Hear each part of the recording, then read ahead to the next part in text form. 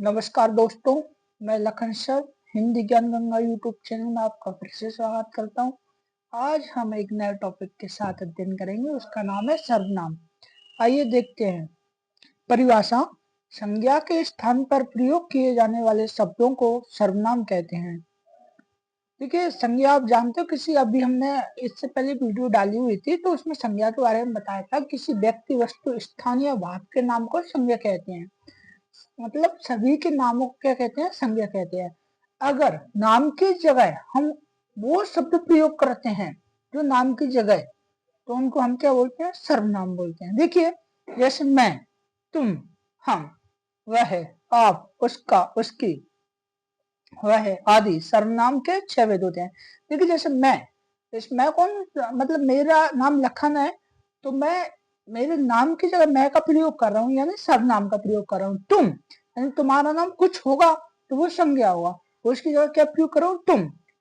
हम सभी का नाम होगा, लेकिन हम प्रयोग किसका कर रहे हैं? हम का। ये सर्वनाम शब्द होते हैं। देखिए, सर्वनाम कितने प्रकार के होते हैं? 6। सर्वनाम 6 प्रकार के रहते हैं। पहले देखिए, इसमें हम पहले अशुद्ध वाक्य देखते हैं। राधा ने खाना खाया और राधा बाजार गई। तो यहाँ पे आप देखेंगे, इधर राधा एक बार आई और राधा 2 बार आई। तो हमने इसमें है ना दो संज्ञा, एक ही संज्ञा का प्रयोग 2 बार कर दिया, यानी संज्ञा को दोहरा दिया। इसलिए ये वाक्य क्या हो गया? शुद्ध वाक्य हो गया।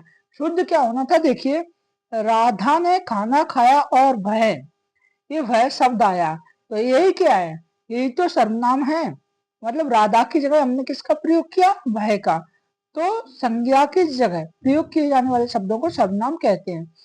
आगे देखिए, जैसे पुरुषवाचक अभी हमने देखा सर्वनाम कितने प्रकार के होते हैं? 6। सर्वनाम के 6 बोध होते हैं। पहला पुरुषवाचक सर्वनाम, जैसे मैं, तुम, वह, मैंने, यानी पुरुषवाचक सर्वनाम में स्त्री पुरुष दोनों के नाम आते हैं इसमें। निजवाचक सर्वनाम में जैसे आप, निश्चयवाचक में वहां पर निश्चय हो, यह है, वह। अनिश्चयवाचक में कोई, कुछ, यानी अनिश्चित हो, निश्चित ना हो। संबंधवाचक में जो, सो। प्रश्नवाचक में कौन, क्या। ये मतलब पहचान थे और उसके उदाहरण थे कि ऐसे शब्द आते हैं इन सर्वनामों में। अब हम एक एक करके इनको विस्तृत जानकारी देखते हैं। देखिए, पुरुषवाचक सर्वनाम, वे सर्वनाम जो किसी व्यक्ति के नाम के स्थान पर प्रयुक्त होते हैं उन्हें पुरुषवाचक सर्वनाम कहते हैं। व्यक्ति यानी स्त्री पुरुष दोनों से मतलब है। ये 3 प्रकार के होते हैं। पहला देखिए, उत्तम पुरुष। वक्ता जिन सर्वनामों का प्रयोग अपने स्वयं के लिए करता है उन्हें उत्तम पुरुष कहते हैं। जैसे मैं, हम, मुझे, मैंने, मेरा, मुझको, हम लोग आदि। यानी वक्ता खुद के लिए प्रयोग करता है, खुद से रिलेटेड लोगों के लिए प्रयोग करता है, तो वो उत्तम पुरुष रहता है। जैसे मैं बाजार जा रहा हूं, इसके हम बाजार जा रहे हैं, ठीक है, मुझे यह चाहिए, तो ये उत्तम पुरुष हो जाएगा। यानी वक्ता, बोलने वाले बहुत सारे लोग भी हो सकते हैं जो अपने पास हो, ठीक है, या फिर अपन खुद हो सकते हैं। अगले देखिए, मध्यम पुरुष। तो इसमें है श्रोता संवाद करते समय जिन सर्वनामों का प्रयोग करता है उन्हें मध्यम पुरुष का सर्वनाम कहते हैं। जैसे देखिए, ये है ना उत्तम पुरुष, जैसे मैं बोल रहा हूं तो मैं कौन हुआ? उत्तम पुरुष। और मध्यम पुरुष कौन? आप मेरी वीडियो देख रहे हैं, आप मुझे सुन रहे हैं, तो आप कौन से हुए? मध्यम पुरुष हुए। और हम किसी की बात करें, अन्य पर्सन की बात करें, किसी दूसरे लोगों की बात करें, तो वो क्या हो जाएगा? अन्य पुरुष हो जाएगा। यानी जो मैं कह रहा हूं, मैं उत्तम पुरुष, किससे कह रहा हूं? तुमसे कह रहा हूं, वो मध्यम पुरुष, यानी सुनने वाला तुम ही सुन रहे हो। और किसके बारे में बात कर रहे हैं? किसी तीसरे पर्सन के बारे में बात कर रहे हैं, तो वो क्या? अन्य पुरुष हो जाएगा। ठीक है। मध्यम पुरुष में देखते हैं, श्रोता संवाद करते समय जिन सर्वनामों का प्रयोग करता है उन्हें मध्यम पुरुष सर्वनाम कहते हैं। जैसे तू, तुम, तुमको, तुझे, आप, आपको, आपके, आप लोग, आप सब। यानी तू, तुम, तुमको, कौन? सामने वाला, जो हमारे सामने होगा कि तू इधर जा, तुम कहाँ जा रहे हो, तुम इधर आओ, तुमको क्या चाहिए, तुझे मुझसे क्या लेना है, आप कहाँ जा रहे हो, आपको क्या चाहिए, आपके पास कौन है, आप लोग यहाँ से चले जाएं, आप सब यहाँ बैठे आए। तो मध्यम मतलब जो सामने वाले लोग रहता है तो उनसे हम बोलते हैं, वही मध्यम पुरुष सर्वनाम होता है। अगले देखिए अन्य पुरुष, जिन सर्वनाम शब्दों के प्रयोग से वक्ता और श्रोता का संबंध ना होकर किसी अन्य व्यक्ति का संबोधन प्रतीक हो, वह अन्य पुरुष सर्वनाम कहलाता है। जैसे देखिए यह है, उन, उनको, इन्हें, उन्हें, उसके, इसके, ये, वे लोग, आप आदि। देखिए वह कहीं जा रहे थे, किससे बोल रहा हूँ, तुमसे बोल रहा हूँ, किसके बारे में बोल रहा हूँ, दूसरे लोगों। वह कहीं जा रहे थे, वे लोग बहुत खराब हैं, उसने मुझसे ऐसा कहा था, यानी किसी तीसरे व्यक्ति की बात चल रही है और मैं तुमसे कह रहा हूँ। अगला सर्वनाम देखिए निश्चयवाचक सर्वनाम, इसको हम संकेतवाचक सर्वनाम भी कहते हैं। जो सर्वनाम निकट या दूर की किसी वस्तु की ओर संकेत करे उसे निश्चयवाचक सर्वनाम कहते हैं, यानी निश्चित हो वस्तु या व्यक्ति। ये सर्वनाम संकेत करते हैं, इसलिए इन्हें संकेतवाचक सर्वनाम भी कहते हैं। यह, वह, ये, वो, इसी, उसी। अब आप सोच रहे हो कि यह वह उसमें भी आया था ऊपर वाले सर्वनाम में, यह वह, लेकिन उदाहरण से आपको स्पष्ट हो जाएगा, क्योंकि निश्चय होना चाहिए। यह पुस्तक मेरी है, मतलब मैं विश्वास से कैसे कह सकता हूँ कि निश्चित है, ये मोबाइल मेरा है, ये वीडियो मेरी है, ये स्कूल मेरा है। तो जब किसी बात का निश्चय होता है ना, तब हम वहां पर निश्चयवाचक सर्वनाम का प्रयोग करते हैं। वह राम के भाई है, हमको पता है कि वो राम के भाई हैं, तो निश्चय है, इसलिए इसको निश्चयवाचक सर्वनाम कहते हैं। अगला देखिए अनिश्चयवाचक सर्वनाम, जिन सर्वनामों से किसी निश्चित व्यक्ति या पदार्थ का बोध नहीं होता उसे अनिश्चयवाचक सर्वनाम कहते हैं।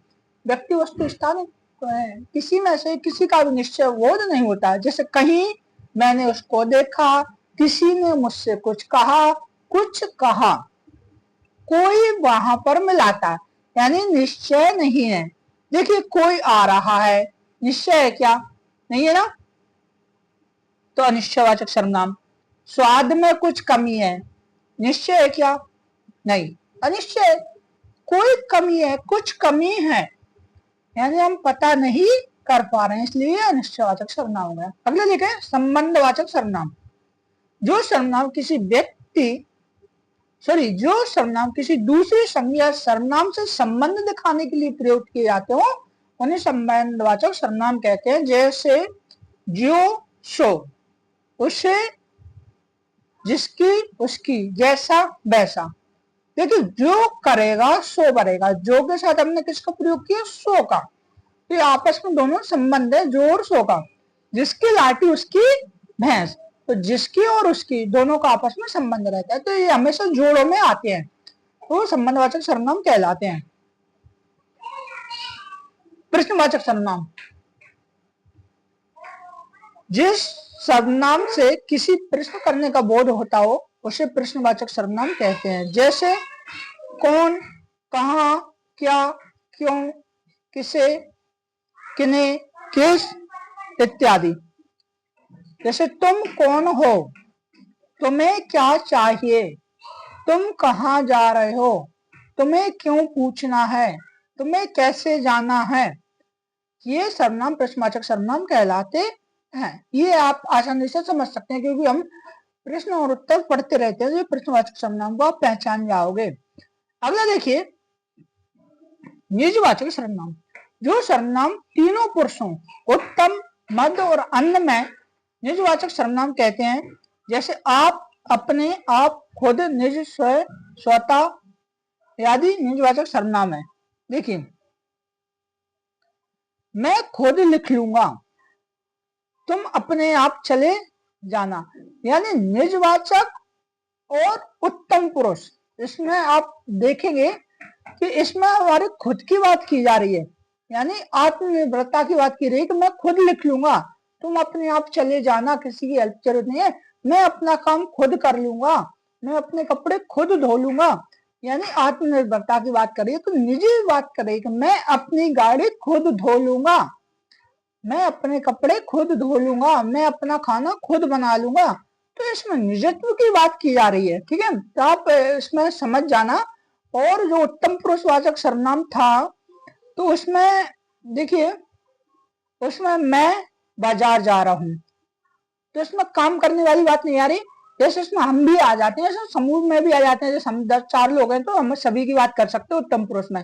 जैसे मुझे वहां जाना है तो इसमें निजत्वता की नहीं आ रही, वहां पर और कोई भी जा सकता है। जैसे मैंने उसे देखा और किसी ने भी देखा होगा, मुझको ये चाहिए उसको भी चाहिए, लेकिन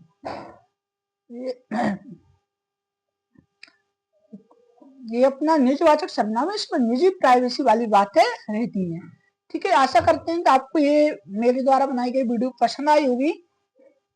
अगर आपको वीडियो पसंद आई हो तो हमारे चैनल को सब्सक्राइब अवश्य करें। धन्यवाद, मिलते हैं अगली वीडियो में।